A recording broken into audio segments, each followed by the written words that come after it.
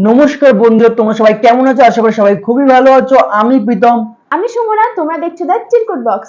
আজকে আমাদের চ্যানেল এমন একটি ভিডিও তোমাদের সামনে তুলে ধরবে যেটা দেখার পর তোমরা এক মুহূর্তের জন্য পৌঁছে যাবে ইংরেজ আর ভারতীয় বিপ্লবীদের মরণপান লড়াইয়ের ইতিহাসে। আমরা সবাই জানি দীর্ঘ 200 বছর ব্রিটিশরা আমাদের দেশে রাজত্ব করেছে। শুধু তাই নয়, সাধারণ মানুষদের উপরে অত্যাচারও করেছে। বিভিন্ন ভারত মাতার সন্তান তথা বিপ্লবীদের মরণপান লড়াইয়ের পর 1947 সালের 14ই আগস্ট রাত্রি 12টার সময় স্বাধীন ভারতের 3 রঙা পতাকা মুক্ত দেশ, স্বাধীন দেশ হিসাবে আকাশে উঠতে থাকে। আজকের ভিডিওটিতে আমরা জানতে চলেছি 1947 সালের 14ই আগস্ট গভীর রাত্রে ঠিক কি ঘটেছিল। সেই রাতের ঘটনা ভারতের ভবিষ্যৎ, ইতিহাস, ভূগোল প্রভৃতি চিন্তা ভাবনা পরিবর্তন করে দিয়েছে। সেই রাত ছিল ভারতের স্বাধীনতার রাত, সুখের রাত, আনন্দের রাত, মুক্তির রাত। রাত্রি 9টা বাজার সাথে সাথে রায়সেনা হিলে প্রায় 5 লক্ষ মানুষ হাজির হয়েছিল। বৃষ্টি অনবরত হয়েই চলেছে। ওই দিন রাত্রি 10টার সময় সর্দার বল্লভভাই প্যাটেল, জওহরলাল নেহরু, ডক্টর রাজেন্দ্র প্রসাদ এবং লর্ড মাউন্ট ব্যাটেন ভাইসরয় হাউসে পৌঁছয়। কিন্তু সেদিন রাত্রে গান্ধীজি উপস্থিত ছিলেন না। জানা যায় দিল্লি থেকে 1000 কিলোমিটার দূরে বাংলার নোয়াখালী নামক একটি জায়গায় ছিলেন। এটাও জানা যায় রাত্রি 9টার মধ্যে তিনি ঘুমিয়েও পড়েন। কতটা অবাক লাগে না? যেদিন দেশ স্বাধীন হবে সেই দিন গান্ধীজি 9টার সময় ঘুমিয়ে পড়লেন।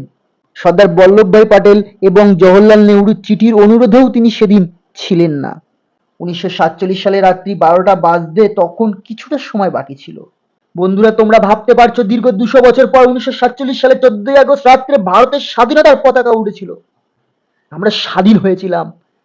বর্তমানে আমরা স্বাধীন ভারতের নাগরিক হিসাবে জীবন কাটাচ্ছি। কিছু সময় পরেই রাত্রি 12টা বাজার সাথে সাথেই 15ই আগস্ট ভারতবাসীর জন্য মুক্তির দিন এলো। দীর্ঘ 200 বছর পর ব্রিটিশ রাজ্য থেকে মুক্ত হয়ে ভারত স্বতন্ত্র রাষ্ট্র হিসাবে পরিণতি পেল। কিন্তু এই খুশির মধ্যেও দুঃখ ছড়িয়ে পড়ল। ভারতের 3,46,767 কিলোমিটার জায়গা জুড়ে 8,15,00,000 মানুষ এক রাত্রে মারা গিয়েছে। সেদিন রাত্রে দেশকে 2 ভাগে ভাগ করা হলো, ভারত আর পাকিস্তান। ভারত কিন্তু কোনো সাধারণ পদ্ধতির মাধ্যমে স্বাধীনতা লাভ করেনি।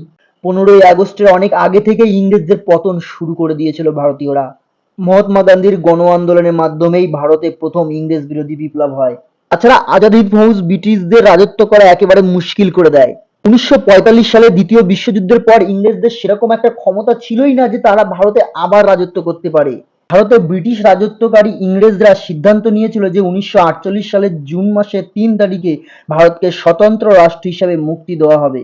কিন্তু মোহাম্মদ আলী জিন্নাহ প্রতিজ্ঞাবদ্ধ ছিলেন যে পাকিস্তান নামে একটি আলাদা দেশ গঠিত হোক, যার ফলে ভারতের বিভিন্ন জায়গায় সাম্প্রদায়িক হিংসা ও সাম্প্রদায়িক বাঁটোয়ারা দেখা দেয়। সেই সময় ইংরেজরা চাইছিল ভারতকে যত তাড়াতাড়ি সম্ভব স্বতন্ত্র রাষ্ট্র হিসেবে পরিচয় দেওয়া যায়, কারণ তারা চাইতেন ভারত দুখণ্ড হয়ে ভারত আর পাকিস্তান হয়ে যাক এবং এই দুই দেশের মধ্যে সব সময় সাম্প্রদায়িক দ্বন্দ্ব লেগে থাকুক। তবে একটা প্রশ্ন তো থেকেই যাচ্ছে, এত দিন থাকতে কেন 15ই আগস্টকেই বেছে নেওয়া হলো? শুভ আর অশুভ দিন যে শুধু আমরা ভারতীয়রা মানি তা নয়, ইংরেজরাও এটা মানতো এবং তাদের মতে 15 তারিখটা তাদের কাছে শুভ। কারণ মাত্র 2 বছর আগে 1945 সালের 15ই আগস্ট ব্রিটেনের কাছেই জাপান পরাজয় স্বীকার করেছিল। 15ই আগস্ট সকাল 8:30 জওহরলাল নেহরু ও তার ক্যাবিনেট নিজেদের পদের দায়িত্ব শপথ গ্রহণ করেন। সারা রাত মুষলধারে বৃষ্টির পর সকালে আকাশ একেবারে ঝলমলে ও পরিষ্কার ছিল। লাখো মানুষ জমায়েত হয়ে অপেক্ষা করছিল স্বাধীন ভারতের 3 রঙা পতাকা উত্তোলন দেখার জন্য। ভারতের 3 রঙা পতাকা জওহরলাল নেহরু পার্লামেন্টের সেন্টার হলে উত্তোলন করেছিলেন। এরপর দ্বিতীয়বার অর্থাৎ পরের দিন সকালে 8:30 সমস্ত ভারতবাসীর সামনে ইংরেজদের পতাকা হটিয়ে দিয়ে ভারতের 3 রঙা পতাকা উড়িয়ে দিয়েছিলেন জওহরলাল নেহরু। সমস্ত দেশবাসীর চোখে ছিল খুশির অশ্রু।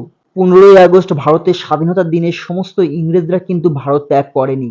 প্রায় 1,500 ইংরেজ 17ই আগস্ট 1947 সালে আমাদের দেশ ছেড়ে চলে যায় এবং বাকি সমস্ত ইংরেজরা 27শে আগস্ট 1947 সালে আমাদের দেশ ছেড়ে একেবারের মতন চলে যায়। সব থেকে অবাক করার বিষয় হলো ইংরেজরা ব্যবসার নাম করে অতিথি হয়ে আমাদের দেশে এসে লুট করতে থাকে, আর লুট করা ইংরেজদেরই অতিথির মতোই বিদায় করি আমরা।